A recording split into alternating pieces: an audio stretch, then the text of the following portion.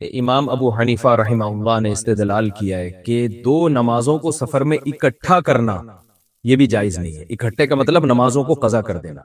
وجہ اس کی یہ ہے کہ آگے اللہ نے کیا فرمایا کہ میدان جنگ میں نماز اس طرح سے قائم کرو، حالانکہ یہ سفر بھی ہے، تو اگر ایک نماز کو دوسرے ٹائم پہ لے جانے میں قضا کرنے کی اجازت ہوتی تو اتنے تکلف کی کیا ضرورت تھی پھر۔ اور آگے قرآن میں یہ بھی آ رہا ہے انہی آیتوں میں کہ ان الصلاۃ کانت علی المؤمنین کتابا موقوتا، نمازیں ہم نے مومنین پر مقررہ اوقات میں فرض کی ہیں، تو اگر قضا کرنے کی تمہیں اجازت ہوتی تو پھر یہ تکلف کی کیا ضرورت تھی، ایک نماز کو تم مؤخر کر کے لے جاتے دوسرے ٹائم میں بالکل آخر میں جا کے پڑھ لیتے۔ تو یہ تو سارا تکلف ہے اسی وجہ سے کہ نماز اپنے وقت سے نہ ٹلے۔ تو اس بیس پر امام حنیفہ اور امام ابو حنیفہ کے جو شاگرد ہیں امام محمد امام ابو یوسف، ان کی رائے یہ ہے کہ سفر میں جو حدیث میں آتا ہے کہ نبی نے دو نمازیں اکٹھی پڑھی ہیں، تو وہاں اکٹھی سے مراد یہ نہیں ہے کہ ایک نماز کو مکمل قضا کیا، بلکہ مطلب یہ ہے کہ ظہر کو آخر وقت میں پڑھا، اور جب آپ نے ظہر کی نماز کو مکمل کی ہے تو فوراً عصر کا وقت داخل ہو گیا، تو اس وقت فوراً عصر پڑھ لی۔ پھر مغرب کو آپ نے مؤخر کیا، اتنی دیر بعد پڑھا ہے کہ عشاء کا وقت شروع ہونے والا تھا، تو عشاء کا وقت جیسے ہی شروع ہونے والا تھا اس وقت مغرب پڑھی، اور جیسے ہی سلام پھیرا تھوڑی دیر میں عشاء کا وقت شروع ہوا تو پھر فوراً عشاء پڑھ لی۔ تو اس کو کہتے ہیں جمع سوری، یعنی دیکھنے میں لگ رہا ہے کہ دو نمازیں اکٹھی پڑھی جا رہی ہیں مگر حقیقت میں دونوں نمازیں اپنے اپنے وقت پر ہی پڑھی جا رہی ہیں۔ تو یہ جو بخاری اور مسلم کی احادیث ہے نا، جن میں آتا ہے رسول اللہ صلی اللہ علیہ وسلم نمازوں کو سفر میں جمع کر لیا کرتے تھے، ایک تو یہ آپ کا عام معمول نہیں تھا، سفر میں آپ صلی اللہ علیہ وسلم ہر نماز اپنے وقت پہ ہی پڑھا کرتے تھے، اس طرح سے بھی جمع نہیں کرتے تھے، عام معمول نہیں تھا کہ جو ہے نا ظہر کو مؤخر کرتے ہوں اور عصر کو مقدم، پھر مغرب کو ڈیلے کرتے ہیں اور عشاء کو مقدم کرتے ہوں، عام معمول آپ کا یہ نہیں تھا۔ لیکن جب آپ نے یہ کیا بھی ہے سفر میں، تو عبداللہ بن مسعود رضی اللہ تعالیٰ عنہ کی حدیث ہے کہ نبی صلی اللہ علیہ وسلم نے حج کے علاوہ کبھی بھی نمازوں کو جمع نہیں کیا ہے، یعنی حقیقت میں جمع حج میں کیا ہے۔ عام معمولات میں آپ کا جو جمع کا معمول تھا وہ جمع سوری تھا، یعنی سورتن جمع کیا ہے۔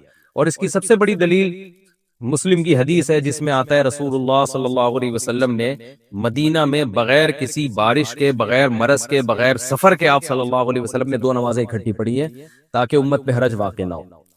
تو ہم یہ کہتے ہیں کہ اگر اس حدیث کو ہم ایز اٹ از لے لیتے ہیں تو پھر تو اس سے پتہ چلتا ہے کہ یعنی بغیر عذر کے بھی آپ دو نمازیں اکٹھی پڑھ سکتے ہیں، حالانکہ پوری امت کا اس پر اجماع ہے کہ دو نمازیں بغیر عذر کے آپ اکٹھی نہیں پڑھ سکتے۔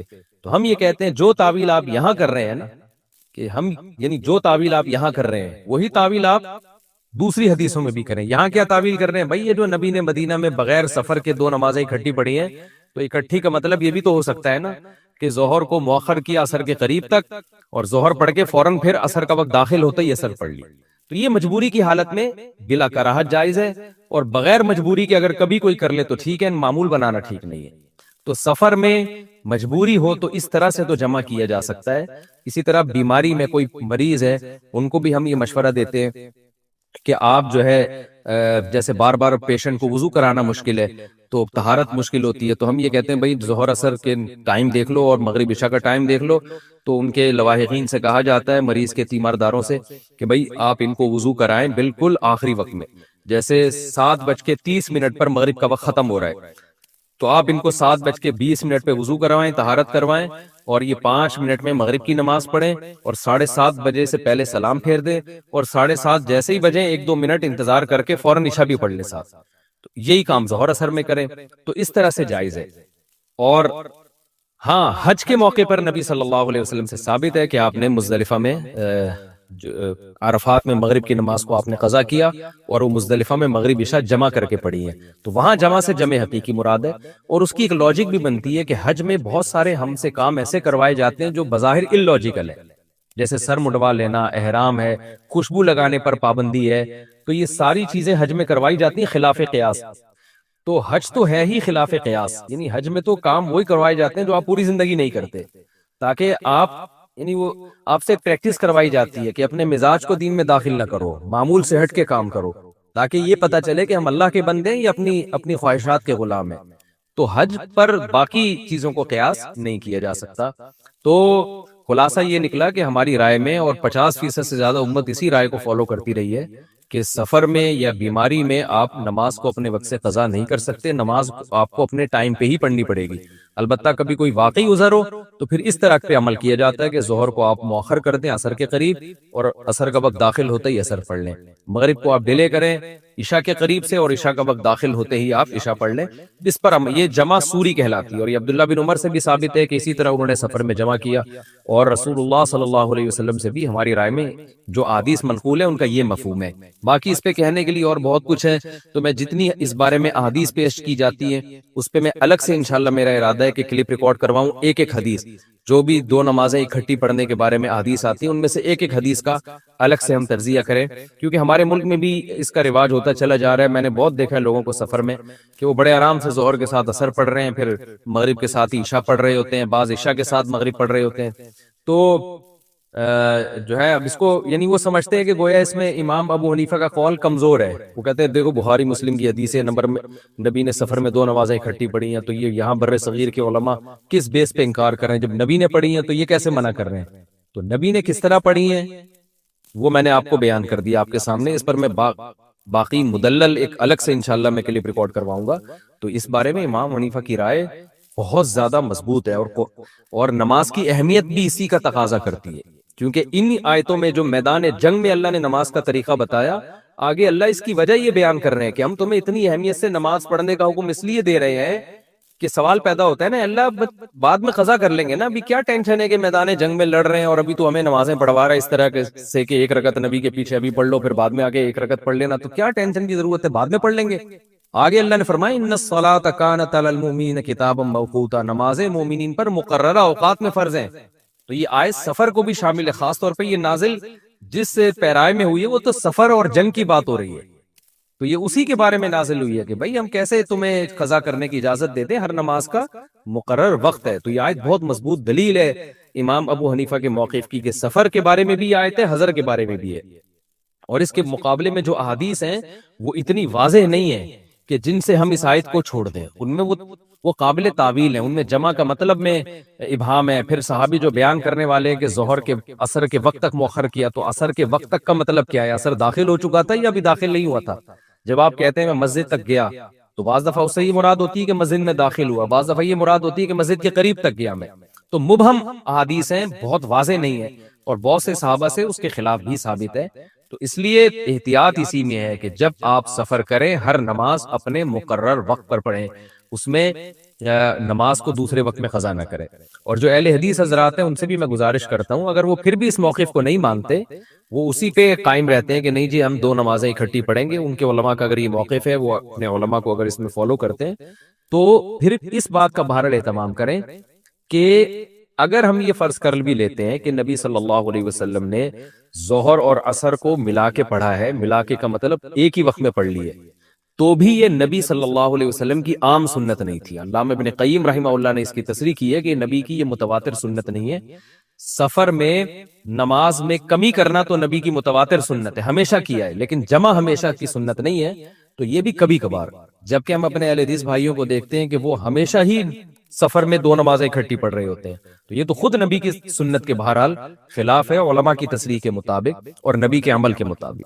اور آخر میں احناف کے موقف کی ایک دلیل اور بھی دینا چاہتا ہوں، امام حنیفہ کے موقف کے مضبوط ہونے کی، کہ وہ دلیل نظر کہلاتی ہے، یعنی عقلی دلیل، کہ اسلام نے سفر میں 4 رکعتوں کو 2 کر کے آسان کر دیا۔ اس کی بنیادی وجہ یہی ہے کہ آپ قضا نہ کریں نماز کو، کیونکہ 4 پڑھنے میں اس کا امکان ہے کہ آپ کہیں بھائی میرے پاس ٹائم نہیں ہے، ٹرین نکل رہی ہے، جہاز نکل رہا ہے، یہ ہو رہا ہے، وہ ہو رہا ہے، تو آپ یہ کہہ کے 4 چھوڑ سکتے تھے، یا آپ تھکے ہوئے ہیں، ٹینشن میں، تو اللہ نے 4 کی 2 کر دی۔ یہ 2 کی ہی اس لیے ہے تاکہ آپ کے پاس قضا کرنے کا عذر نہ رہے، تو اس کے بعد پھر مزید قضا کرنے کی اجازت دینا اور دوسرے وقت میں پڑھنے کی اجازت دینا، یہ خود خلاف قیاس ہے، کہ 4 کے 2 کرنے کی جو حکمت تھی وہ حکمت اس میں فوت ہوتی نظر آ رہی ہے۔ تو یہ بھی ایک مضبوط دلیل ہے کہ بھئی 4 کی 2 اس لیے تو کی ہے کہ تاکہ آسانی ہو جائے، پھر اس آسانی میں مزید آسانی کے نماز قضا کرنے کی اجازت دے دی جائے آپ کو، تو یہ عقل سے بعید معلوم ہوتی ہے یہ بات۔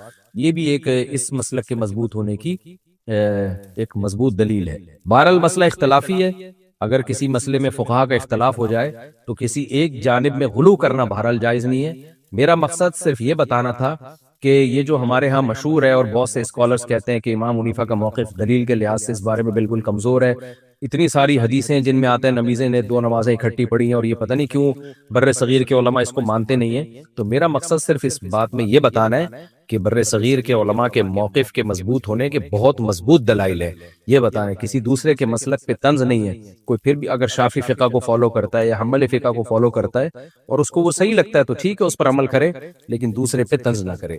ہمیں یہ موقف دلیل کے لحاظ سے بہت مضبوط معلوم ہوتا ہے۔ پھر تفصیلی کلپ انشاءاللہ میں کسی اور جگہ ریکارڈ کرواؤں گا۔ یہ تفسیر میں اس کا موقع نہیں ہوتا کہ اختلافی مسائل میں اس طرح سے ایک ایک چیز کو، کیونکہ وہ تو بہت لمبی بات ہو جاتی ہے پھر، تو یہ تفسیر میں اس کا موقع نہیں۔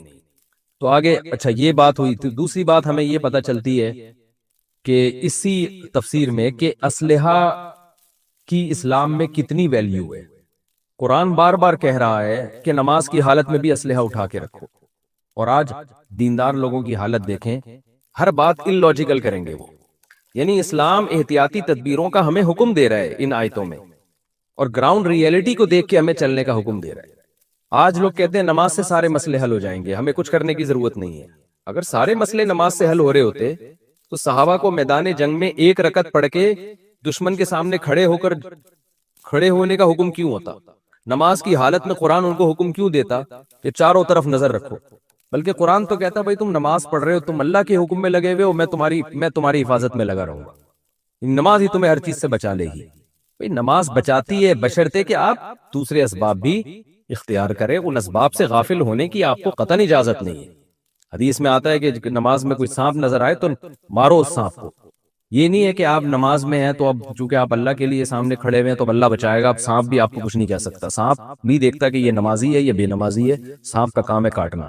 تو اسلام آپ کو ان لاجیکل کاموں کا حکم بالکل بھی نہیں دیتا، لیکن ہمارے ہاں مذہبی طبقے کا ایسا لگتا ہے کہ بات ہی ان لاجیکل کرتے ہیں، یعنی شروع لاجک کے بغیر اور ختم بھی لاجک کے بغیر۔ میری تو بحثیں ہوتی رہتی ہیں صبح و شام، ہر بات میں ان لاجیکل۔ اسباب کو تو ایسا سمجھتے ہیں کہ گویا یہ اختیار کرنا کفر ہے، یہ توکل کے خلاف۔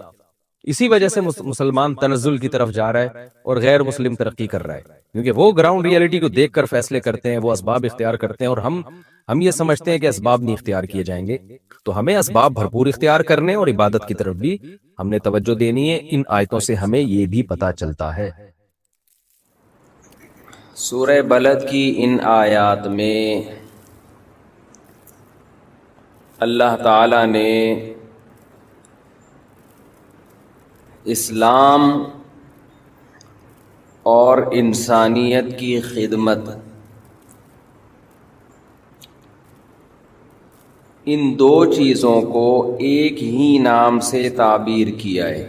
ابھی بھی بہت تیز آواز ہے، گونج رہی ہے بہت زیادہ۔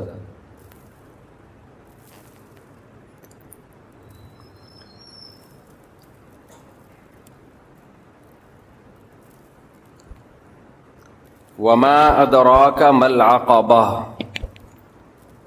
قرآن میں اللہ تعالیٰ کا ارشاد ہے کہ اللہ نے انسان پر بہت ساری نعمتیں کی، نعمتیں دیں انسان کو، لیکن انسان مشکل راستے کو اختیار نہیں کرتا، وہ عیش میں آسانیوں میں لگا رہتا ہے۔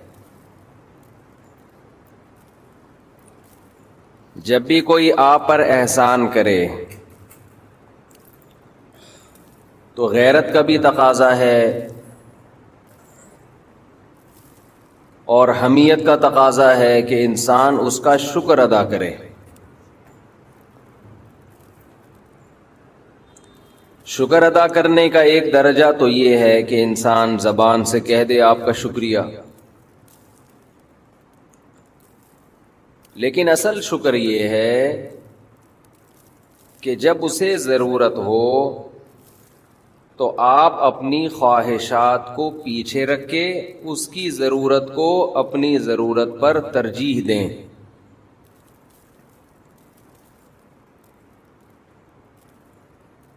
لیکن یہ کام وہ لوگ جو خواہشات کے غلام ہوتے ہیں، وہ لوگ یہ کام نہیں کر سکتے۔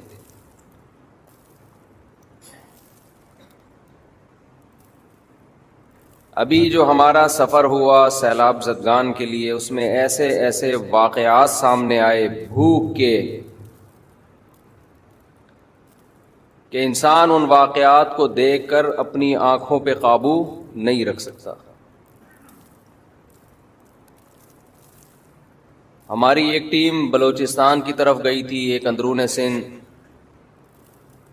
پچھلے سفر میں اندرون سندھ کی طرف، اس دفعہ پنجاب کی طرف تھا، تو جو ٹیم اس دفعہ سندھ گئی،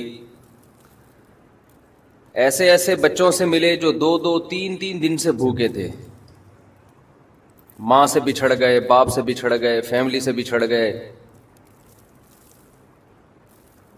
وہ بتاتے ہیں کہ ہمارے ہاتھ سے چاول کا شاپر گرا تو وہ نیچے مٹی سے اٹھا کے کھانے لگے۔ سندھی زبان میں انہوں نے کہا کہ بھئی آپ کو ہم ڈبہ دیتے ہیں، انہوں نے کہا بھوک سے ہماری حالت خراب، رو بھی رہے تھے۔ ایک بوڑھی عورت نے بتایا کہ ہمارے گھر میں کوئی مرد نہیں ہے، 3 بیٹیاں ہیں، اور 2-3 دن ہو گئے ہم نے روٹی کی شکل نہیں دیکھی۔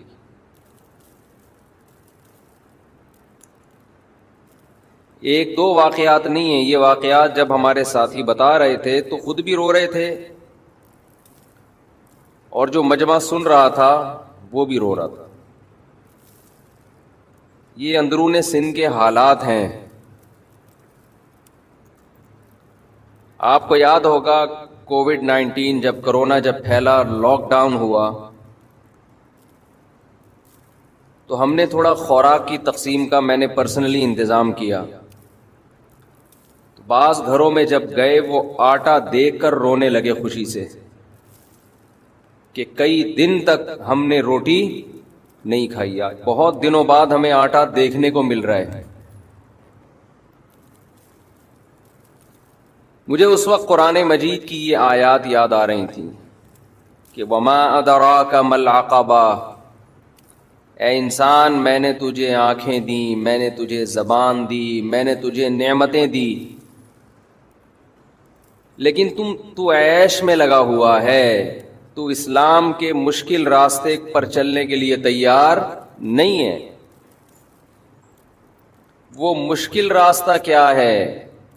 اطعام فی یوم ذی مسغبہ، تو بھوک والے دن تلاش کر کر کے بھوکوں کو کھانا نہیں کھلاتا۔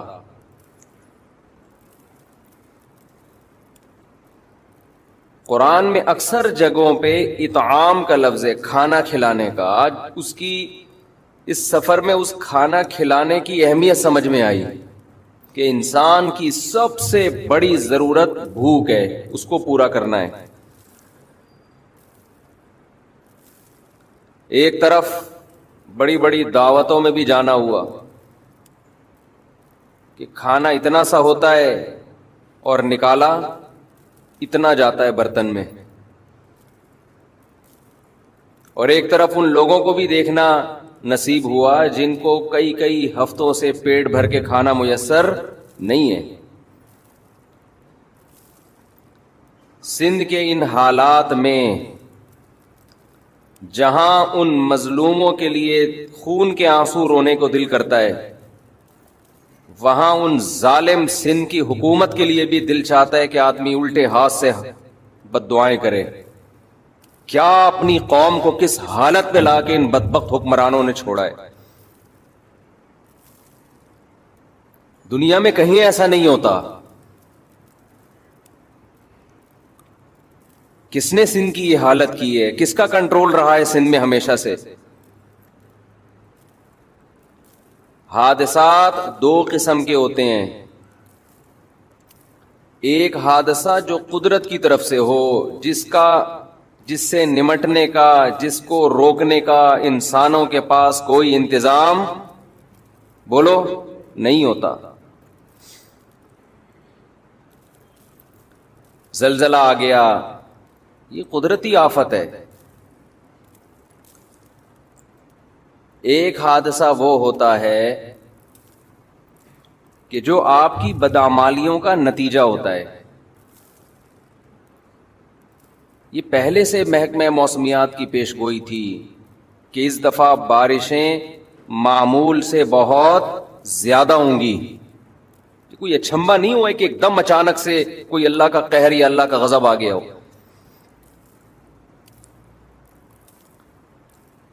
ہم اس سفر میں بار بار دعا کر رہے تھے کہ اللہ تیرا کتنا کرم ہے, تو نے ہمیں سندھ کا حاکم نہیں بنایا. ہماری بخشش کا تو چانس ہی ختم ہو گیا تھا ان بھوکوں اور ان قسم فرسوں اور غریبوں کو دیکھ کے, جن کو دیکھ کے آنسو نہیں رک رہے, ان کی قسم پرسی اور ایسے پتہ نہیں کتنے ہوں گے, کتنے تو بھوک سے مر چکے ہوں گے. آپ ذرا 2 دن کھانا پینا چھوڑ کے دیکھیں کیسا انسان تڑپتا ہے. ہمارے ایک دوست نے بتایا کہ وہ کسی قیدی سے ملے, جنگ کے دوران قید ہوا, جب رہا ہو کر آیا تو اس قیدی نے اپنی کارگزاری سنائی کہ مجھے جیل میں, جنگی قیدی تھا تو جیل میں کھانا پینا میسر نہیں تھا, بھوکا رکھا گیا. تو اس قیدی نے بتایا, اچھا یہ بات قیدی نے بتائی کیوں؟ وہ قیدی یہ کرتا تھا کہ ان کے ساتھ جب ہوٹل میں کھانا کھانے کے لیے جاتا تو جو بچی ہوئی روٹیاں تھیں نا, لوگوں نے بچائی بھی ہوتی تھیں, وہ روٹیاں کھاتا, نئی روٹی نہیں منگواتا, حالانکہ مالدار آدمی تھا. جو روٹیاں کھانے میں بچ جاتی ہے نا, کسی کی پلیٹ میں دیکھا روٹی بچ گئی ہے تو گیا اٹھ کے وہاں سے وہ روٹی لے کر اپنی پلیٹ میں رکھی اور کھانا شروع کر دی. اب اس کے دوست نے کہا کہ یار یہ عمل, اس سے ہماری عزت ختم ہو رہی ہے, لوگ سمجھیں گے روٹی خریدنے کے پیسے نہیں ہیں, بچی ہوئی روٹیاں کھا رہا ہے. تو اس نے جواب دیا کہ میں جتنی روٹی کی قدر جانتا ہوں اتنی تم نہیں جانتے. میں نے وہ حالات دیکھے ہیں کہ یہ رزق کیا چیز ہے, یہ روٹی اس کی کیا حیثیت ہے. جب پیٹ بھرا ہوا ہوتا ہے انسان کا, اس وقت اس کو نعمتوں کی قدر نہیں ہوتی. پھر اس نے اپنا واقعہ سنایا کہ میں جیل میں قید رہ کر آیا ہوں, جس گورنمنٹ کے جیل میں تھا ان کی طرف سے روٹی ہماری بند کر دی گئی. جنگی قیدی ہوتے ہیں نا,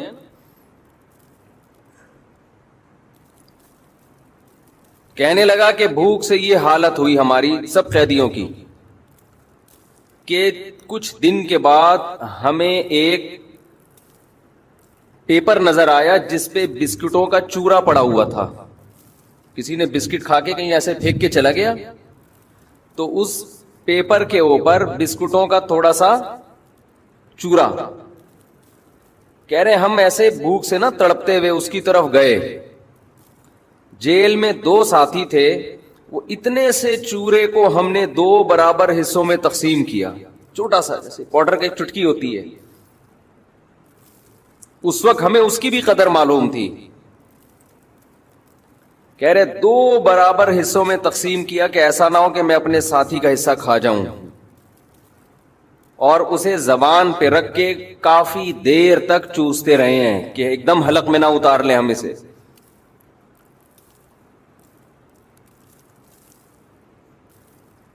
تو جن غریبوں کی, جن بھوکوں کی آہ بھوک کی وجہ سے نکلتی ہوگی, اور ایک طرف وہ حکمران ہیں جو پیٹ بھر کے کھا رہے ہیں, زکاتیں بھی کھا رہے ہیں, حرام بھی کھا رہے ہیں.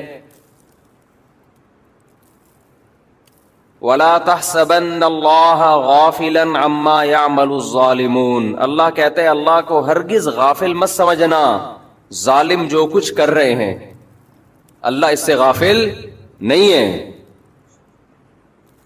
کیسے عیاشی. تو میں یہ عرض کر رہا تھا, ایک حادثہ وہ ہوتا ہے جو قدرت کی طرف سے ہوتا ہے, یہ وہ حادثہ ہے جو ہمارے حکمرانوں کی کوتاہی کی وجہ سے ہے. کئی مہینوں سے پیش گوئیاں ہو رہی تھیں کہ اس دفعہ بارش توقع سے بہت زیادہ ہوگی. بہت عرصے سے پیش گوئیاں ہو رہی تھیں. 2011 میں بارش سے سندھ تباہ ہو چکا تھا. تو آپ مجھے بتاؤ سندھ کے حکمرانوں کی ذمہ داری تھی نا کہ پہلے سے اس کا انتظام کریں؟ بتاؤ تھی یا نہیں تھی؟ یہ ذمہ داری تھی نا کہ قوم کو بہت بڑی تباہی سے بچانے کے لیے پہلے سے انتظام کریں. کوئی انتظام نہیں کیا گیا. وجہ کیا ہے؟ انسان دو وجہ سے کام کرتا ہے، یا تو دنیا میں بدنامی کے ڈر سے یا آخرت میں اللہ کے خوف سے. ہمارے ملک میں دنیا میں بدنامی کا کوئی خطرہ بولو نہیں ہے. نظام ایسا ہے، اگلے الیکشن میں پھر جیتیں گے آپ دیکھنا، اور یہی بھوکی عوام جو مر رہی ہے یہی ووٹ دے گی. اس کی چیخیں نکال دے گی گورنمنٹ، وہاں کی حکومت. ان سے لباس چھینے گی، ان سے تعلیم چھینے گی، ان سے نوالا چھینے گی، لیکن ووٹ انہی کو ملے گا.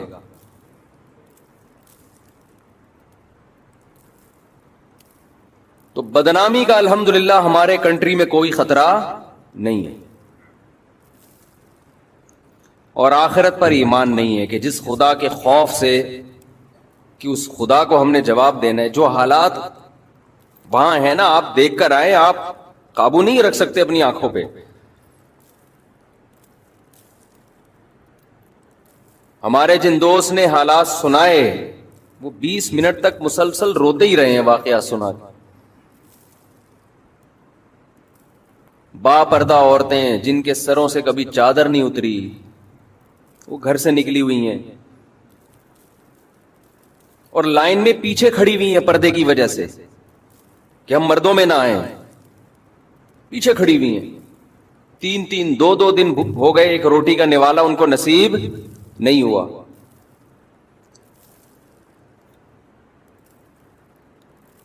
ایسے بوڑھے بھی ملے، انہوں نے کہا سائیں ہم بھکاری نہیں ہیں، ہم بھکاری نہیں ہیں. آج حالات نے ہمیں ایسا بنا دیا کہ ہم بھیک مانگنے کے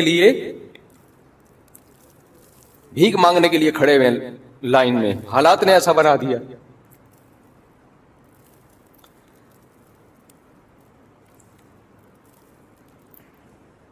سندھ کے حکمرانوں کو تو جو ہوگا اللہ پوچھے گا ان سے. میرے بھائی ہمیں اپنی ذمہ داری پوری کرنی ہے. او اطعام فی یوم ذی مسغبہ، قرآن کہتا ہے ایسے دن میں مسکین کو تلاش کر کے کھانا کھلاؤ جو بھوک کا دن ہے. یتیما ذا مقربۃ او مسکینا ذا متربہ، اس مسکین کو کھلاؤ جس کو بھوک نے اس کے پیٹ کو زمین سے ملا دیا ہو. اور اس سے بڑا جرم وہ تو جو حکومت نے کرنا ہے وہ اب پریشان ہے کہ کیا کریں. اتنی بڑی تباہی پھیل گئی ہے، اب سمجھ میں ہی نہیں آ رہا کہ یہ پانی کیسے نکلے گا، نکال کے پھینکے کہاں، جائے گا کہاں وہ پانی. اور اس سے بڑا جرم یہ کہ ہمارے ملک میں ایسے لوگ جو ان مسکینوں کے نام کو کیش کرا کر اپنا پیٹ بھریں، ایسے حرام خوروں کی بھی کمی نہیں ہے. یہ اس سے بڑا جرم ہے. 2011 میں جب سیلاب زدگان کی مدد کے لیے ہمارا جانا ہوا تو وہاں کے مقامی لوگوں نے بتایا کہ ہمارے علاقے کے بڑوں نے بیرون ملک سے مدد لی ہمارے نام پہ اور کھا گئے. دیکھو اس سے پتہ چلتا ہے کہ آخرت پر ایمان کتنا ضروری ہے. انسان کا آخرت پر ایمان نہ ہو، خدا کی قسم اس سے بڑا درندہ کوئی نہیں ہے. وہ 100 قتل بھی کرے تو کم ہے. جب اسے پتا ہے کہ مجھے سزا ہی نہیں ملے گی آخرت میں تو 100 قتل بھی کم ہے پھر اس کے لیے. دنیا میں ایسے لوگ بھی ہیں، کسی نے اپنی ماں کو قتل کیا، کسی نے اپنے باپ کو قتل کیا، سگے بھائی کا خون کیا. وجہ کیا ہے؟ آخرت کا خوف، آخرت پر ایمان نہیں ہے.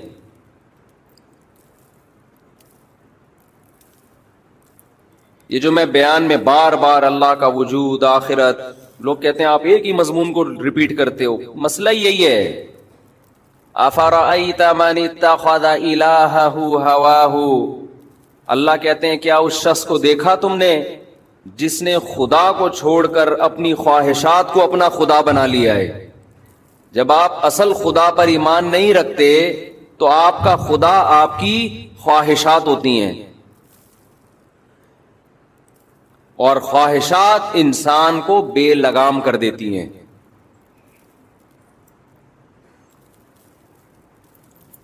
یہ تو ان لوگوں کے حالات ہیں جو سیلاب سے متاثر ہیں.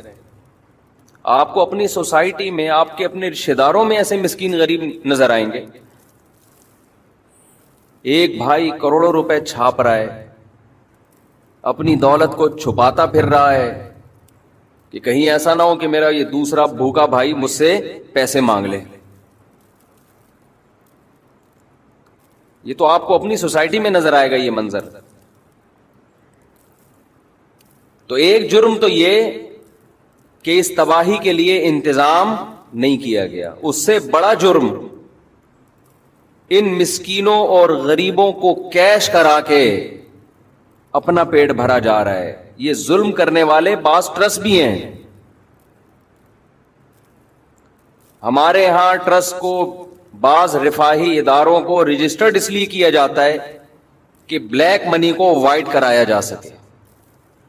کتنا بڑا جرم ہے یار. آپ غریبوں اور مسکینوں کے نام پہ آپ لیبل لگا رہے ہو ان کی مدد کا، اور آپ کے مفادات اور آپ کے مقاصد کچھ اور ہیں. ہم نے تو بعض ڈاکو ایسے سنے ہیں کہ وہ غریب کی غربت کو دیکھ کر اس کو چھوڑ دیتے ہیں.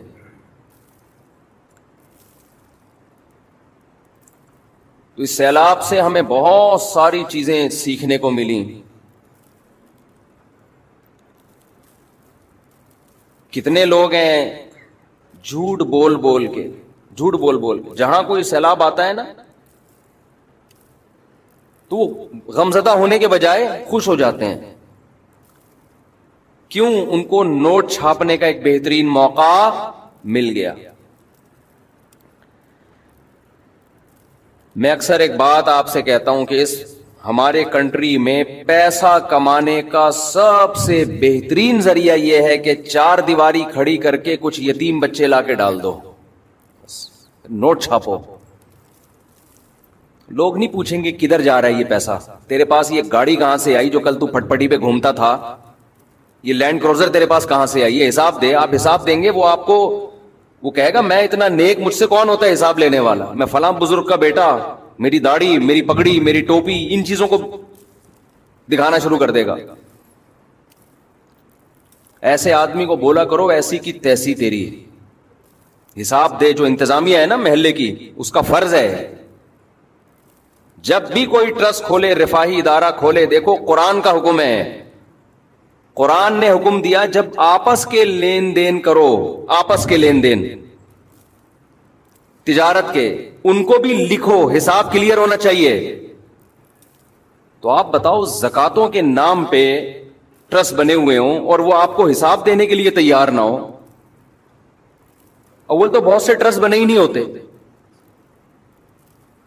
4-6 یتیم بچوں کو لا کے رکھا اور نوٹ چھاپنا. مجھے اتنے فراڈی اس قسم کے مل چکے ہیں کہ اب میں بیزار آ گیا ہوں. ہر دوسرا آدمی لگتا ہے یہی کام کر رہا ہے. کوئی لندن سے آیا ہوا ہے سیلاب کے نام پہ نوٹ چھاپ چھاپ کے لندن سے چندے مانگ رہا ہے. اس سفر میں بڑے بڑے حرام خوروں سے ہمارا واسطہ پڑا ہے. مجھے کیش کرا رہے ہیں، میں بیٹھا ہوں پیچھے اپنے ٹرسٹ کی تصویر لگائی ہوئی ہے. او بھائی مجھے تو چائے پلانے کے نام پہ لے کر آیا، یہ پروموٹ کس کو کر رہا ہے؟ میں تو نہیں جانتا تیرے ٹرسٹ کو. یہ تو کیا کر کیا رہا ہے یہ بیٹھ کے؟ یہ 2 نمبر ہونے کی علامت ہے یا نہیں ہے؟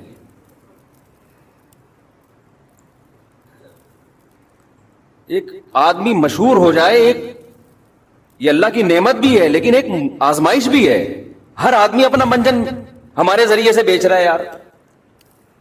ایک صاحب ملے، اپنی ویڈیوز دکھائی، میں سیلاب زدگان کی مدد کر رہا ہوں اور اتنے ڈبے تقسیم کر رہا ہوں، ویڈیو بنا کے نا پھینک رہے ہیں دنیا میں. میں نے کہا اچھی بات ہے بھائی، کر رہے ہیں، اللہ نے کوئی پابندی نہیں لگائی، سبحان اللہ، اللہ اور برکت دے. بعد میں تحقیق کی تو پتا چلا کہ یہی منجن ہے ان کا پیسے کمانے کا. مشہور لوگوں کے ساتھ سیلفیاں، تھوڑا سا ہمیں تو اپنی کراؤڈ میں پتہ ہی نہیں ہوتا آدمی کس کی چائے پینی ہے، کس کمبخت کی نہیں پینی، کس کے پائے کھانے ہیں، کس کمبخت کے نہیں کھانے، کون کمبخت ہمیں پائے کھلا کے اپنا منجن بیچ رہا ہے. کچھ ایسا دماغ بوکھلا گیا ہے سفر کے دوران. کون عقیدت میں ہاتھ چوم رہا ہے تو سچی مچی کے چوم رہا ہے، کون کمبخت اپنا منجن بیچنے کے لیے چوم رہا ہے. ایک آدمی آیا سفر میں، مفتی صاحب اتنی عقیدت ہے مجھے آپ سے، گلاس تلاش کر رہا ہے میرا کہ کس میں پانی پیا ہے مفتی صاحب نے. میں نے کہا یہ بچ کے رہو، اس کوئی بڑی فلم لگ رہا ہے مجھے. مفتی صاحب نے کس گلاس میں پانی پیا ہے، میں اسی گلاس میں پانی پیوں گا. میں نے کہا اتنی عقیدت اپنے باپ سے نہیں ہوتی کسی کو، تو پتہ نہیں کہاں سے مریخ سے آیا ہے. میں ہوشیار ہو گیا نا کہ اس سے بچ کے رہو. اتنی بڑی داڑھی، ایسے سرمے لگائے ہوئے ہیں. میں نے کہا یہ شکل سے فراڈی لگ رہا ہے مجھے، اس نے سرما کیوں اتنا ٹھوپا ہوا ہے کم وقت میں. تیری شادی ہو رہی ہے جو تو سرمے لگا کے آیا یہاں پہ. اتنی بڑی داڑھی ماشاءاللہ، اور آنکھوں میں بڑے بڑے سرموں کے ڈورے. اور بیٹھ گیا کہ جناب میں ابھی زیادہ بتاؤں گا سمجھ جائے گا میری بات ہو رہی ہے. پھر ایک نئی ٹینشن کھڑی ہوگی، میں یوں کرتا ہوں اور میں نے ابھی کیا بتاؤں وہ سمجھ جائے گا. بے غیرت آدمی دبا کے منجن بکوایا. تو میں سمجھ گیا، میں نے کہا اس کے سرمے سے لگ رہا ہے یہ کیا ہے. اتنے سرمے کے جہاز گرے ہیں، نور پیدا کرنے کی کوشش دیکھو آرٹیفیشل طریقے سے. اچھا جب مجھے کہہ رہے ہیں نا کہ میں گلاس تلاش کر رہا ہوں، میں اسی وقت ہوشیار ہو گیا. میں نے کہا اتنی تو ہمیں اپنے ابا سے عقیدت نہیں تھی بھائی کہ ان کا گلاس تلاش کرتے تھے. ہونی چاہیے لیکن اللہ معاف فرمائے. اور عقیدت کا یہ کون سا طریقہ ہے؟ بس ٹھیک ہے اتنی بھی چلتی ہے کہ جھوٹا ہے تو بعض لوگ عقیدت میں پی لیتے ہیں، اتنا کافی ہے. جہاں ملک میں کوئی ڈیزاسٹر آیا، کوئی سیلاب آیا، اس قسم کے منجن مارکیٹ میں آنا شروع. لندن سے چندے ہو رہے ہیں، امریکہ سے چندے ہو رہے ہیں، ویڈیو بنا کے بھیجیں. اس لندن والوں کو، امریکہ والوں کو بیچاروں کو کیا پتا یہ کمبخت سیلاب سے پریشان نہیں ہے، یہ خوش ہے. یہ 6 ڈبے یہاں بانٹے گا اور باقی کیا کرے گا، یہ پیسہ کمائے گا. کون دیکھ رہا ہے کھڑے ہو کر. میں اس نتیجے پہ پہنچا ہوں جب تک کوئی ریلائبل ٹرسٹ نہ ہو، اس کا آڈٹ کا مضبوط نظام نہ ہو، اور آپ نے خود جا کے نہ دیکھا ہو، ہرگز کسی کے ساتھ تعاون کرنے کی ضرورت نہیں ہے. ایسے پیسہ پھینکنے کے بجائے بہتر ہے خود کھا لو. الحمدللہ بہت سے ٹرسٹ ایماندار بھی ہیں، یہ نہیں ہے کہ سارے ہی غلط ہو گئے، یہ مطلب نہیں ہے. رفاہی ادارے الحمدللہ بہت سے ایسے ہیں جو پراپر وے میں کام کر رہے ہیں. بہت سے لوگ نیک بھی ہیں الحمدللہ، لیکن نیک اور اچھے لوگ کم ہیں، اس فیلڈ میں فراڈی لوگ زیادہ ہیں. اور یہ مطلب بھی نہیں ہے کہ داڑھی والے فراڈی ہوتے ہیں. بعض فراڈی داڑھی رکھ لیتے ہیں، سرمے لگا لیتے ہیں. اب ایسا نہ کوئی سرما لگا کے بیٹھا ہو تو آپ اس کو بولے مفتی صاحب نے بولا تھا یہ یقیناً شکل سے فراڈی ہے، سرما لگا کے بیٹھا ہے.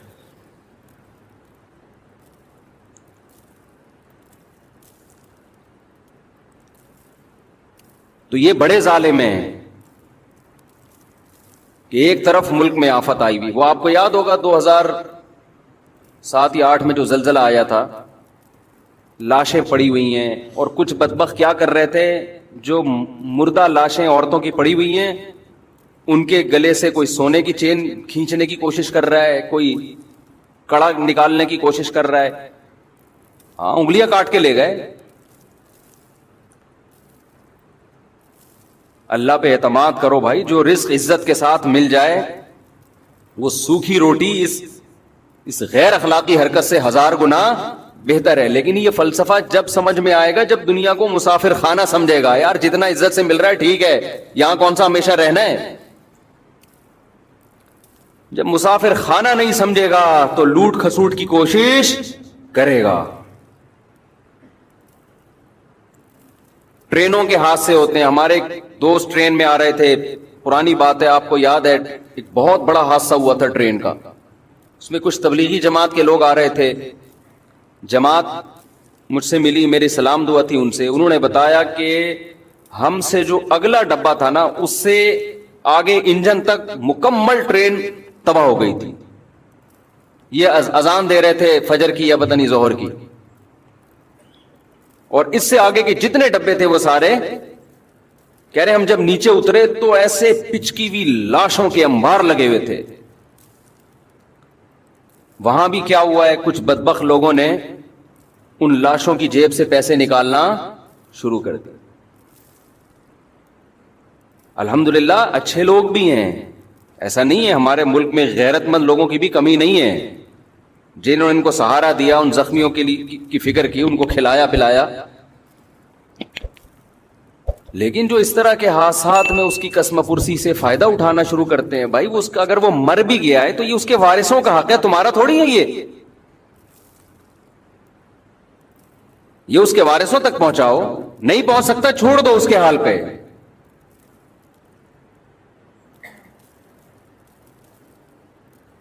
وَلَا تَحْسَبَنَّ اللَّهَ غَافِلًا عَمَّا يَعْمَلُ الظَّالِمُونَ. اللہ کہتے ہیں غافل, اللہ کو غافل مت سمجھو جو کچھ ظالم کر رہا ہے. اللہ پوچھے گا, اللہ نہیں چھوڑے گا.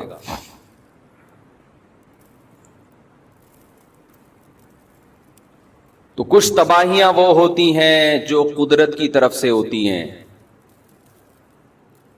اور کچھ تباہیاں وہ ہوتی ہیں جو ہماری اپنی مس مینجمنٹ کی وجہ سے ہوتی ہیں. پھر کچھ حالات وہ ہوتے ہیں جن میں آپ غریب اور مسکین کی مدد کرتے ہیں, اور کچھ ظالم وہ ہوتے ہیں جو نہ صرف مدد نہیں کرتے بلکہ ان غریبوں کو کیش کراتے ہیں. میرے بھائی ہماری بہت بڑی ذمہ داری ہے کہ ہم ان لوگوں تک پہنچیں اور صحیح اور غلط میں ہم فرق کریں. ایسے ٹرسٹ بھی ہیں کہ جن کے مقاصد ہی کچھ اور ہیں, مقاصد ہی کچھ اور ہیں.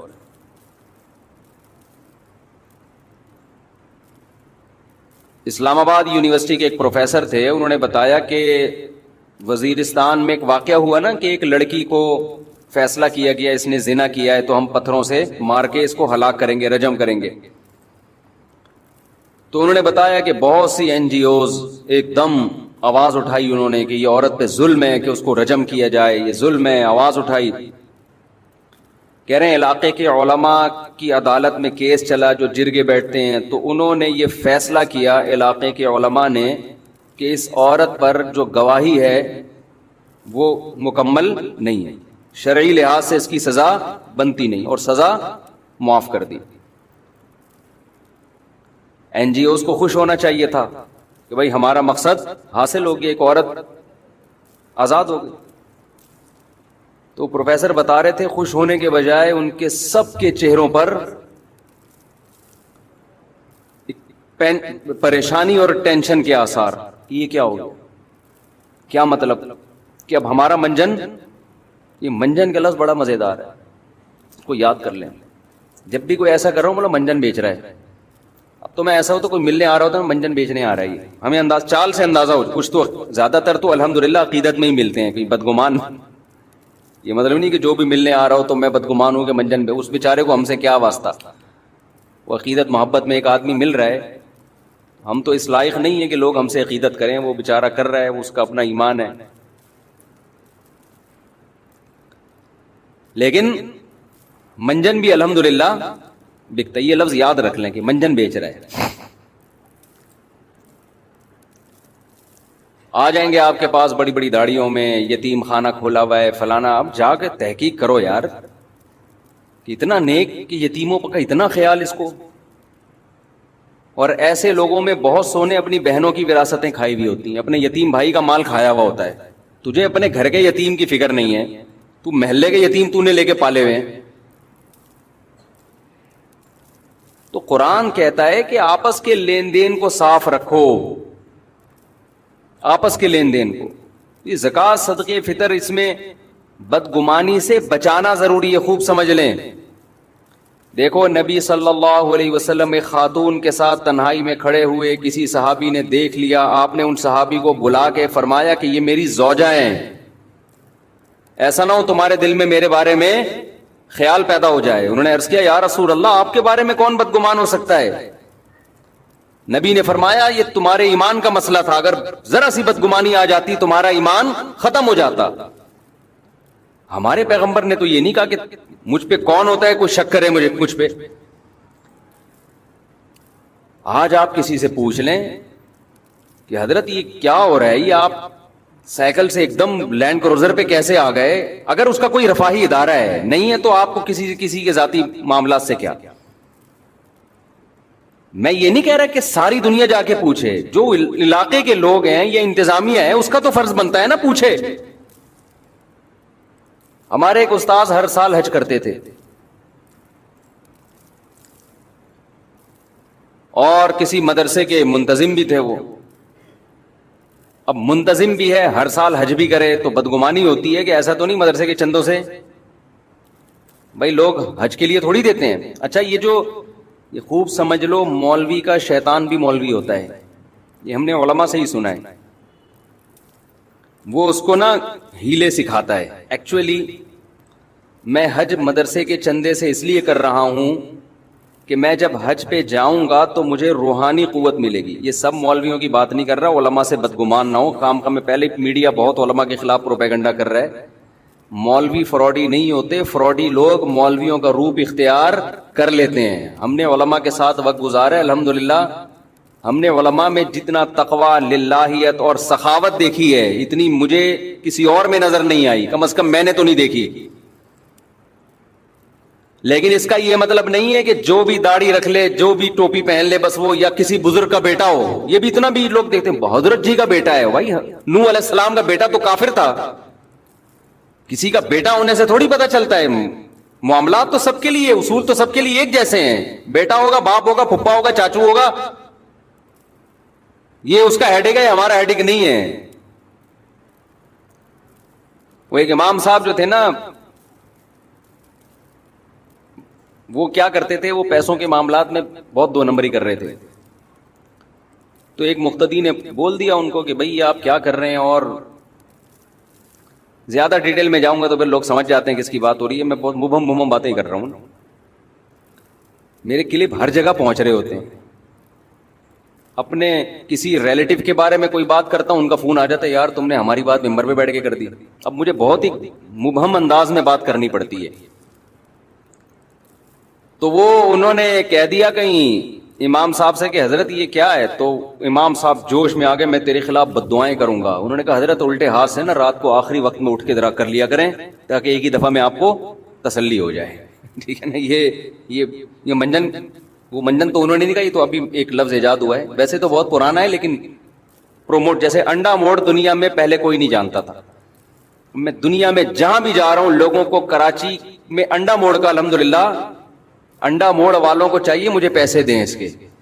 حقیقت ہے. کوئی بھی، میں خود نہیں جانتا تھا، کراچی میں اتنے سال سے رہ رہا تھا، مجھے نہیں پتا تھا انڈا موڑ کا. جب سے میں آیا ہوں الحمدللہ ساؤتھ افریقہ کیا تنزانیہ کے جنگلوں میں شیر اور چیتے کو بھی معلوم ہے کہ انڈا موڑ کہاں ہے. تو اتنی عزت الحمدللہ انڈا موڑ کو ملی ہے ہماری وجہ سے. تو انڈا موڑ والوں کا اتنا تو فرض بنتا ہے نا، پیسے نہ دیں عزت دے دیں. پیسے تو میں نے مذاق میں کہہ دیا. تو وہ امام صاحب کو انہوں نے کہا حضرت یہ جو اتنا چندہ آ رہا ہے، کوئی حساب، کوئی کہاں جا رہا ہے، کس کو، کوئی رسیدیں، مسجد کے لیے آ رہا ہے نا.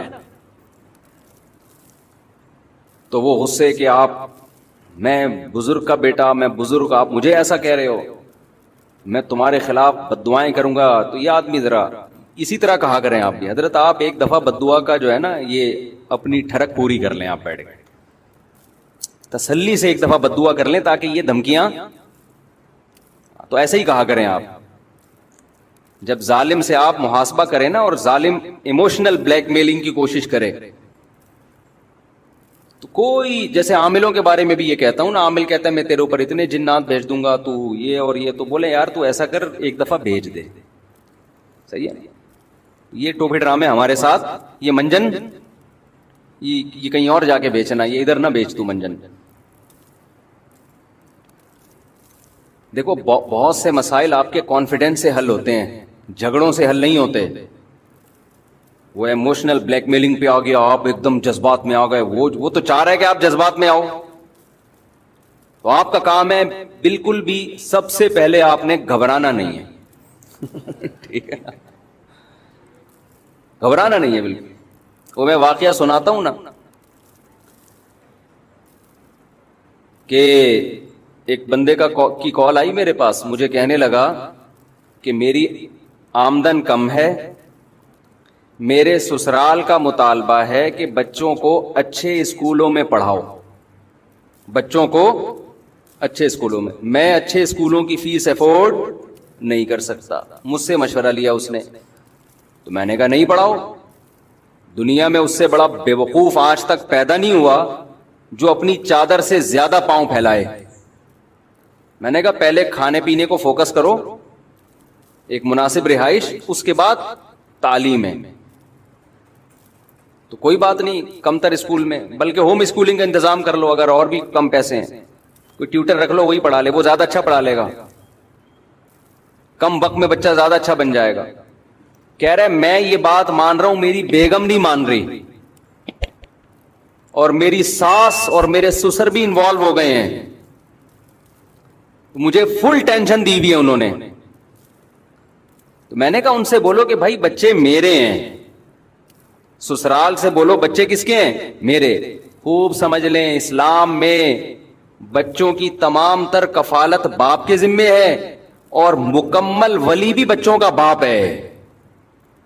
سمجھ رہے ہیں کہ نہیں سمجھ رہے؟ آدھا اسلام تو ہماری خواتین نے لے لیا کہ بچوں کی تمام تر کفالت باپ کے ذمے ہے, باقی جو آدھا تھا نا کہ یہ باپ ہے, اس گھر کا باپ کون ہے, حکم کس کا چلے گا, اس کا چلے گا, یہ والا ہماری خواتین نے اسلام سے نہیں لیا. ماں کے اپنے حقوق ہیں لیکن آرڈر کس کا چلے گا؟ جب ماں اور باپ کے آرڈر میں ٹکراؤ ہوگا تو پھر شریعت کس کو ترجیح دیتی ہے؟ باپ کے آرڈر کو, ان کو سربراہ وہ ہے. پھر مثالیں دی جاتی ہیں یورپین کنٹریز کی کہ وہاں کتنی آزادی ہے, تو وہاں تو پھر باپ کے ذمے تھوڑی ہو, تو ماں کا آدھا خرچہ ماں کے ذمے ہے. تو مجھے کہنے لگے کہ بھائی میرا سسرال انوالو ہوا ہے, میں نے ان سے کہا, ان سے بولو بھائی میرے بچے, میں باپ ہوں, میں فیصلہ کروں گا کیا کرنا ہے انہوں نے. اور میں نے کہا بڑے مضبوط اعتماد کے ساتھ ان کو بول دو کہ بھئی آپ کا مشورہ ہم سنیں گے, مشورے سے آگے بڑھنے کی کوشش نہ کریں, اس سے زندگی تباہ ہوتی ہے انسان کی. اور یاد رکھو اخلاق کا ایک دائرہ کار ہے, اس سے آگے نہیں ہے. اخلاق نہیں, بدماشی ہے. پھر اسلام میں جہاں اخلاق ہیں تلوار بھی تو ہے نا آگے, اور یہ دنیا کے ہر ملک مانتا ہے اس کو. پہلے محبت ہے. اگر دنیا میں کوئی گورنمنٹ ایسی دیکھی جو اخلاق سے قانون پہ چلوا رہی ہو, آپ کو کوئی گورنمنٹ ایسی دیکھی آپ نے؟ آپ امریکہ گئے جی, لال بتی پہ جناب وہ گاڑی روکنی, آپ نے نہیں روکی, پولیس والا آیا, کائنڈلی ایکچولی دیکھیے ایسا ہے تو ٹکر ہو سکتی ہے, کوئی بندہ اسٹیکر بن جائے گا, خام خامے گاڑی پہیے کے نیچے چپک سکتا ہے, اب اتنے ایکسیڈنٹ ہوں گے, آئندہ اپنا خیال رکھیے گا. آپ نے پھر سگنل توڑا, پھر گورنمنٹ نے بولا کہ آپ اس کو تبلیغی جماعت میں نکالو, یہ بار بار سگنل توڑ رہا ہے. اس کو زبردست قسم کی موٹیویشن کی ضرورت ہے. کہیں دنیا میں ایسا دیکھا آپ نے کہ نہیں جی جرمانہ نہ لگاؤ اس بیچارے پر, پتہ نہیں 2 وقت کی روٹی اس نے کھائی بھی ہے کہ نہیں کھائی ہے, جرمانہ لگا دیا تو کہاں جائے گا؟ جیل میں مت ڈالو, ہائے بیچارہ 4 دیواری کے پیچھے جائے گا, پتہ نہیں کس حال میں ہوگا. نہ ہم انسانیت, انسان پہلے ہے, باقی سب قوانین بعد میں. دنیا میں کوئی ایسا ملک دیکھا, ایسا بے وقوف ملک دیکھا ہے تو بتا دو بھائی. نہیں ہوتا بھائی دنیا میں کہیں. گورنمنٹ نے پہلے لوگوں کو بتا دیا, اسکولوں میں تعلیم بھی دے دی, اچھے شہری ہونے کی علامت ہے لال پہ رکتے ہیں, ہری پہ کوئی نہ چلے تو اس کو بھی پیچھے سے ہارن دے دے کے گالیاں پڑنا شروع ہو جاتی ہیں. تو بھائی جیسے دنیا میں ایک کنٹری ایک ریاست ہے, تو گھر بھی کیا ہے, بولو نا, ایک ریاست ہے. اس کا باپ جو ہے نا, جو مرد ہے وہ سربراہ ہوتا ہے. بد اخلاقی نہ کرے مرد, بالکل اجازت نہیں ہے. ہمارے نبی اخلاق کے اعلیٰ معیار پہ تھے, گھر کے معاملات میں خاص طور پہ. لیکن آپ سے, آپ کی استطاعت سے بڑھ کر اگر کام, یا آپ کے رائٹس ہی آپ سے کوئی چھیننا شروع کر دے, تو محبت, دو دفعہ محبت, 3 دفعہ محبت, اس کے بعد بھائی اس بارے میں ہم سے بات کرنے کی چندہ ضرورت بولو نہیں. تو میں نے اس کو بول دیا کہ بھائی بولو میری گنجائش نہیں ہے, میں نہیں پڑھا سکتا, اٹ ازنٹ پاسبل, انگلش میں بتا دو. تو خیر وہ انہوں نے یہ ترکیب استعمال کی, تو ان کے سسرال والوں نے, سسر صاحب نے کہا کہ صرف تمہارا بچہ ہے کیا, ہمارا بچہ نہیں, ہمارا بھی تو نواسا ہے نا. تو انہوں نے مجھے فون کیا کہ وہ یہ کہہ رہے ہیں کہ صرف تمہارا بچہ ہے, ہمارا نہیں ہے, ہمارا بھی تو ہے. میں نے کہا مسئلہ حل ہو, آپ کے سسرال نے مسئلہ کیا کر دیا, حل, زبردست. اب اس کو مہنگے سے مہنگے اسکول میں ایڈمیشن کرواؤ اس کا. کہتے ہیں کیوں بھائی, میں نے کہا اس لیے کہ آپ کا بھی ہے ان کا بھی ہے, لہذا آدھا خرچہ آپ اٹھائیں گے, آدھا خرچہ سسرال اٹھائے گا. کیا خیال ہے, آدھا خرچہ کون اٹھائے گا, سسرال, کیونکہ ان کا بھی تو ہے. اور بالکل صحیح بات ہے, ان کا بھی ہے. پیڑے کھانے کے لیے ہمارا ہے, خرچے اٹھانے کے لیے کس کا ہے, تیرا ہے. میں نے کہا ان سے بولو بالکل آپ کا بھی ہے, لہذا آدھی فیسیں کون اٹھائے گا, سسرال. اور جتنے بچے بھی مارکیٹ میں, کیونکہ میرا بیان سن رہے ہیں تو اسپیڈ بڑھے گی اب ان کی, جو آدمی میرا بیان سنتا ہے اسپیڈ بڑھنا شروع, گھروں میں رونق پیدا ہوتی ہے بچوں سے. عورت کو تو زیادہ فائدہ ہے اولاد کا, اسی کے کام آئیں گے یہ بڑھاپے میں, اور اسی کے آنکھوں کی ٹھنڈک ہیں. اسی کو فیملی پلاننگ والوں نے بیوقوف بنا دیا کہ نہ پیدا کرو. چھوٹا بچہ جتنا ماں کی آنکھوں کی ٹھنڈک بنتا ہے نا, اتنا باپ کی آنکھوں کی ٹھنڈک نہیں بنتا. اور جب بڑا ہو جاتا ہے پھر تو وہ آؤٹ پٹ ہے, پھر خرچہ کرے گا ماں باپ کے اوپر. تو خیر یہ تو اگلا ٹاپک ہے, اس پر میں بولتا رہتا ہوں. تو خوب سمجھ لیں, بعض چیزوں میں انسان میں اپنے اندر کانفیڈنس پیدا کرنا پڑتا ہے. تو یہ میں نے گھر کا واقعہ سنایا, لیکن اصولی طور پر یہ رفاہی اداروں کے بارے میں بھی ہے, مسجدوں کے بارے میں بھی ہے, مدرسوں کے بارے میں بھی ہے. کہ آپ جب کسی سے پوچھ رہے ہیں, ایسے نہیں کہ ہر ایرا غیرہ آ کے پوچھنا شروع کر دے کہ بھائی تو سائیکل پہ گھومتا تھا, تو نے یتیم خانہ جب سے کھولا ہے, تیرے تو ہر سال حج ہو رہے ہیں, تو یہ کائنڈلی آپ بتائیں گے کہ یہ کیا, کہاں سے آ رہا ہے. اگر اس کو غصہ آ گیا اور لال پیلا نیلا ہونا شروع ہو جائے, اس کا مطلب کہاں سے کھا رہا ہے یہ, بولو انہی یتیموں کے مال کو کھا رہا ہے کم. پھر اگر بولے میری داڑھی دیکھ کے ایسی باتیں کرتے ہوئے تمہیں شرم نہیں آتی, آپ بولو بالکل بھی شرم نہیں آتی ہے. جب آپ کو ایسے کام کرتے ہوئے داڑھی رکھ کے شرم نہیں آتی, تو ہمیں بولتے ہوئے کہاں سے شرم آئے گی. شرم تو کم وقت تمہیں آنی چاہیے. پھر اگر وہ بولے کہ میں دعائیں کروں گا, آپ بولو بھائی ابھی کر لے, ابھی کر لے, تاکہ تجھے حسرت نہ رہے کہ میں نے کسی کے خلاف بد دعا نہیں کی. تو وہ مشہور مقولہ ہے نا کہ کوے کی بد دعاؤں سے اگر بیل مرنے لگیں تو کوئی بیل دنیا میں زندہ رہے گا. بتاؤ کووں کے کھانے کا بھرپور انتظام کب ہوتا ہے, جب کوئی بھینس یا بیل مر جاتی ہے. 6 مہینے تک کووں کا پیٹ بھرتا ہے. ہر کوے کی خواہش ہے کہ جتنے بیل اور بھینسیں ہیں سب مر جائیں. صبح یہ جو کوے کائیں کائیں کر رہے ہوتے ہیں نا, یہ بیلوں کے خلاف بد دعائیں کر رہے ہوتے ہیں اصل میں, کہ اللہ کرے یہ بھی مرے. جیسے بدعتی مولوی اگر کوئی محلے میں میت نہ ہو تو وہ ٹینشن میں آتا ہے کہ میرے کھانے پینے کا انتظام ختم ہو گیا. ایسا ہوتا ہے نا کوئی گھر, اب تو یہاں شہروں میں کم ہو گیا, گاؤں دیہاتوں میں بہت ہوتا ہے. کہ ایک آدمی کے گھر میں میت ہو گئی تو وہاں کوئی بدعتی مولوی تھا, اس کے مزے لگ گئے, یہ سالے ثواب کے نام پہ بریانیاں پھوڑے جا رہا ہے, کھانا کھائے جا رہا ہے. بعض لوگ غریب ہوتے ہیں لیکن اللہ نے ان میں غیرت بڑی رکھی ہے. مجھے ایسے لوگ یاد رہ جاتے ہیں. میں جب یہاں آیا امامت کے لیے کئی سال پہلے, تو لوگ عقیدت محبت میں علماء کی دعوت کرتے ہیں, ان کی اپنی عقیدت, ان کی اپنی محبت, ان کو ہم ملامت نہیں کرتے. ان کے ایمان کا تقاضا یہی ہے کہ وہ علماء کی دعوت کریں. ہماری مصروفیات کا تقاضا یہ ہے کہ یہ نہیں کہ جو بھی بلا رہا ہے بس گھر کا کھانا ہی چھوڑ دے آدمی. کسی نے کہا نا کہ میں بدعتی مولوی کی ایک نشانی میں بتاتا ہوں, وہ مرتے دم تک اپنے گھر سے کچھ کھایا نہیں کرتے. تو اب میری دعوتیں شروع ہو گئیں. میرے ساتھ ایک پٹھان تھا باجوڑ کا تھا, یہ پتہ نہیں دیر بنیر کا, مجھے یاد نہیں. وہ بیچارہ گنے کا رس لگاتا تھا ادھر صدر میں گنے کا رس بیچتا تھا وہ, اور گردوں کا مریض تھا, بہت غریب. ایسے غریب کو اگر فری میں آفر آئے وہ تو خوش ہوگا نا, اب میری جب 2-3 دعوتیں ہوئی تو میں اس کو بھی لے گیا ساتھ میں. شروع میں ہمیں تجربہ نہیں تھا کہ دعوت کا انکار کیسے کیا جاتا ہے نا. اب لوگ زبردستی لے جاتے ہیں, چل بھائی اب منع کریں گے. تو اب اللہ کا شکر ہے پتہ ہے کہ کیسے انکار کرنا ہے نا.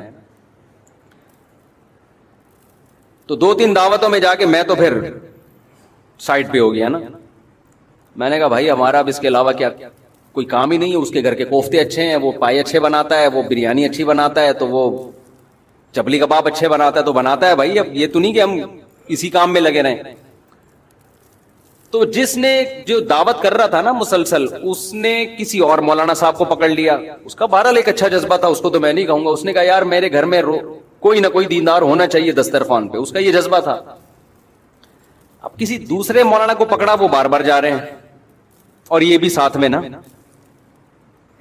تو ایک دن وہ مولانا بےچارے دعوت میں پہنچے ہوئے, یہیں بیٹھا ہوا مسجد میں پیچھے بیٹھا ہوا. میں نے کہا یار آپ نہیں گئے دعوت میں؟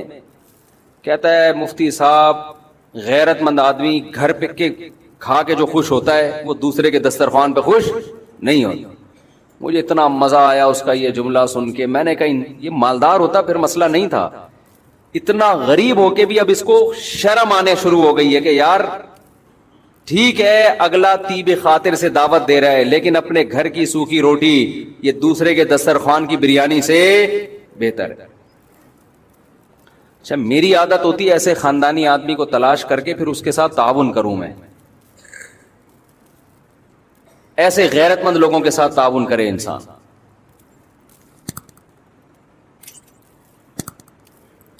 ہمارے